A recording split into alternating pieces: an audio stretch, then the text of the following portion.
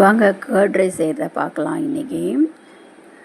அதுக்கு mango, carrot, போமோக்ரானேட்டு எல்லாத்தையும் பொடிசாக துருவி எடுத்துக்கிட்டு, பச்சை மிளகாய், இஞ்சி, கருவேப்பிலை, இந்த இன்க்ரீடியன்ஸ் இதெல்லாம் வச்சுக்கிட்டு எண்ணெய் ஊற்றி கடுகு போட்டு பெருங்காயம் வேணுன்றவங்க போட்டுக்கலாம்.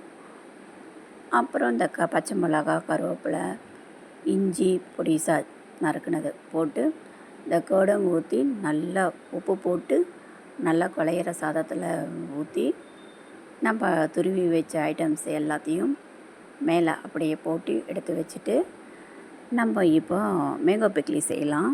அதுக்கு சைடிஷ்ஷாக செம்ம டேஸ்ட்டாக இருக்கும் காம்பினேஷன். ஒரு இன்ஸ்டண்ட்டில் நான் செய்ய போகிறேன். சும்மா ஒரு 2 பேர் சாப்பிட்ற மாதிரி ஒரு 2-3 பேர் ஒன் டே இன்ஸ்டன்ட் மாங்காய் ஊறுகாய் எப்படி செய்கிறதுன்னு பார்க்கலாம். அதையும் நம்ம துருவுனதில் கொஞ்சம் எடுத்து வச்சுக்கிட்டேன்.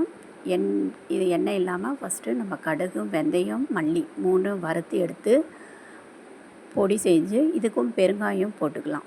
கருவேப்பிலை போட்டு மிக்சியில் அரைக்கும் போது 1 ஸ்பூன் மிளகாத்தூள் போட்டு வெறும் மிளகாத்தூள் போட்டு அரைச்சிட்டு நல்லா காய வச்ச எண்ணெயில் இதை கொட்டி பெருங்காயம் போட்டு அவ்வளோதான்.